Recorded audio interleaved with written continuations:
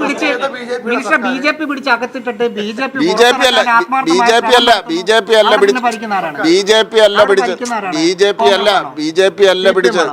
P അല്ല പിടിച്ച് പുറത്തിട്ടത്, അകത്തിട്ടത്. അവിടെ കുട്ടികളെ ഒറ്റയ്ക്ക് കണ്ടപ്പോൾ ഒരു TT-യാണ് പോലീസുകാരോട് പറഞ്ഞു ഇവരെ ഒന്ന് ശ്രദ്ധിക്കാൻ. ഇവിടെയാണെങ്കിൽ നിങ്ങളങ്ങനെ ഇതാ 3 പെൺകുട്ടികൾ ആരുമില്ലാതെ വരുന്നിരിക്കുന്നു എന്നൊക്കെ പറഞ്ഞുകൊണ്ട് നിങ്ങൾ കൊടുക്കില്ല. അവർ വിളിച്ചു, അവരുടെ മാതാപിതാക്കളെ വിളിച്ചു, ഒരു കുഴപ്പവുമില്ല, കന്യാസ്ത്രീകളുടെ കൂടെ ഞങ്ങൾ വിട്ടതാണെന്ന് പറഞ്ഞു. അപ്പൊ TT-ക്ക് അത് കേൾക്കണ്ടേ? നിങ്ങൾ എവിടെ ഉണ്ടായിരുന്നോ? ആദ്യമായിട്ട് പറയുന്നു റിപ്പോർട്ടർ ടിവിയുടെ ആദ്യം റിപ്പോർട്ടർ ടിവി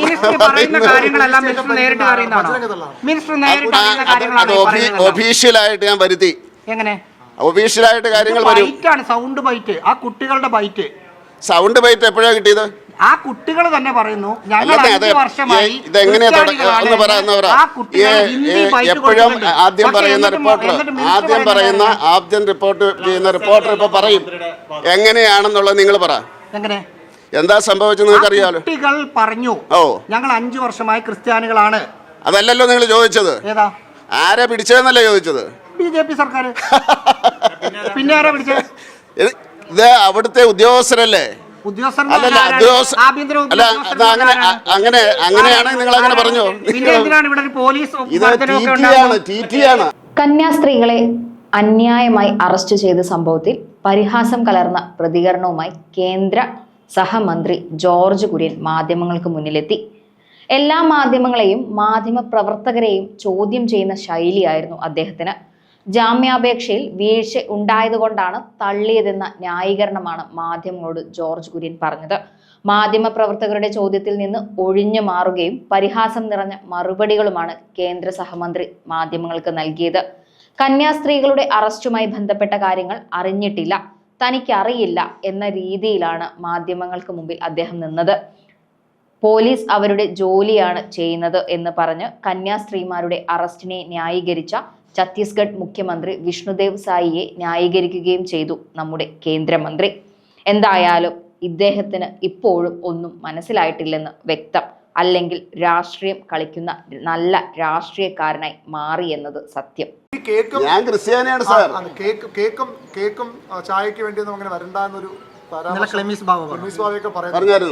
പറഞ്ഞോട്ടെ. അവർക്ക് സ്വാതന്ത്ര്യമില്ലേ പറയാൻ? അവർക്ക് സ്വാതന്ത്ര്യമില്ലേ പറയാൻ? നിങ്ങൾക്ക് കേക്ക് വേണോ? നിങ്ങൾക്ക് കേക്ക് വേണമെങ്കിൽ ഞാനിപ്പോ പറയാം. അവർക്ക് പറയാനുള്ള അവകാശമില്ലേ? മെത്രാന്മാർക്ക് പറയാനുള്ള അവകാശമില്ലേ? BJP സംസ്ഥാന നേതൃത്വം ഇതൊക്കെ പറയുന്നു, അതായത് കന്യാസ്ത്രീകൾക്കൊപ്പമാണ് എന്നൊക്കെ പറയുമ്പോഴും ഇവിടുത്തെ സംഘപരിവാർ സംഘടനകൾ പൂർണ്ണമായും ഇതിനെ എതിർത്ത് അവർ മതപരിവർത്തനം നടത്താനാണ് അവിടെ എത്തിയത് എന്നുള്ള നിലപാട് അല്ല BHP പറയുന്നത്. ഞാൻ കണ്ടില്ല. ഇതാണോ നമ്മുടെ സൈബറാണോ? അതറിയാവോ? സൈബർ കണ്ടിട്ട് പേടിക്കണ്ട. അത് സഹാക്കന്മാരും കോൺഗ്രസ്സുകാരും സംഘികളാവും. സംഘികൾ കയറിയിട്ട് അപ്പുറത്ത് രാജീവ് ചന്ദ്രശേഖരന്റെ ഫേസ്ബുക്ക് പോസ്റ്റിനടിയിൽ കമന്റ് ഇട്ടിട്ടുണ്ട്. എനിക്കറിയില്ല, ഞാനത് കണ്ടില്ല. ഇതിൽ മതപരിവർത്തനം നടന്നിട്ടുണ്ടോ ഈ കേസിൽ? ഞാൻ പറഞ്ഞില്ലേ, അതെല്ലാം സബ് ജുഡീസ് ആണ്, കോടതിയിലുള്ള കാര്യമാണ്. അവിടെയല്ല തീരുമാനിക്കുന്നത്. ഇല്ലെന്നാണ് BJP സംസ്ഥാന നേതൃത്വം പറയുന്നത്. മതപരിവർത്തനം അദ്ദേഹം മന്ത്രിയല്ല, ഞാൻ മന്ത്രിയാണ്. അല്ല അത് അല്ലല്ല, അങ്ങനെയല്ല. ദേഷ്യപ്പെടേണ്ടെന്ന് ഇത് സബ് ജുഡീസ് ആയിട്ടുള്ള കാര്യങ്ങളിൽ മന്ത്രിമാർക്ക് പറയാം. അതൊരു കീഴ്വഴക്കാണ്, നിയമമാണ്. അദ്ദേഹത്തിന് ഉത്തമ ബോധ്യമുള്ളതുകൊണ്ടായിരിക്കും പറഞ്ഞത്. അദ്ദേഹത്തിന് ഉത്തമ ബോധ്യമുള്ളത്. ഞാൻ മന്ത്രി ആയതുകൊണ്ട് ഈ കേസിനെ, പ്രത്യേകിച്ച് ഈ കന്യാസ്ത്രീകൾക്കെതിരായിട്ടുള്ള കേസായതുകൊണ്ട് അവരെ ബാധിക്കാം. ഒരു മന്ത്രി പക്ഷം പിടിച്ചു പറഞ്ഞു എന്ന് പറഞ്ഞാൽ കോടതി വലിയ വിഷയമാണ്.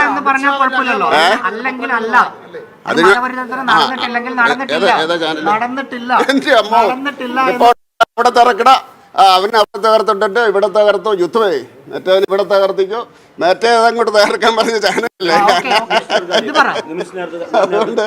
അതുകൊണ്ട് നിങ്ങൾ എന്ത് വേണേലും തകർത്തോ, ഒരു കുഴപ്പമില്ല. യുദ്ധത്തിൽ നിങ്ങൾ ജയിച്ചവരാണ്. പാകിസ്ഥാനെ നിങ്ങൾ തോപ്പിച്ച് ശരിയാ. എത്ര അല്ലല്ല, നിക്ക് എത്ര ഇത് പറയാൻ ഇത് പാടില്ല എന്ന് പറഞ്ഞു. ഇങ്ങനെയുള്ളതൊന്നും ചോദിക്കരുത്. നിങ്ങൾ എത്ര പോർട്ടുകൾ തകർത്തു? എത്ര പോർട്ടുകൾ പാകിസ്ഥാൻ്റെ നിങ്ങൾ തകർത്തു? ഇന്ത്യ ഗവൺമെൻറ് നയമായിരുന്നോ? അങ്ങനെയുള്ളവർ ഇങ്ങനെയുള്ള ചോദ്യമൊന്നും ചോദിക്കരുത്. കാരണം തിരിച്ചു വരും, ചോദ്യം തിരിച്ചു വരും.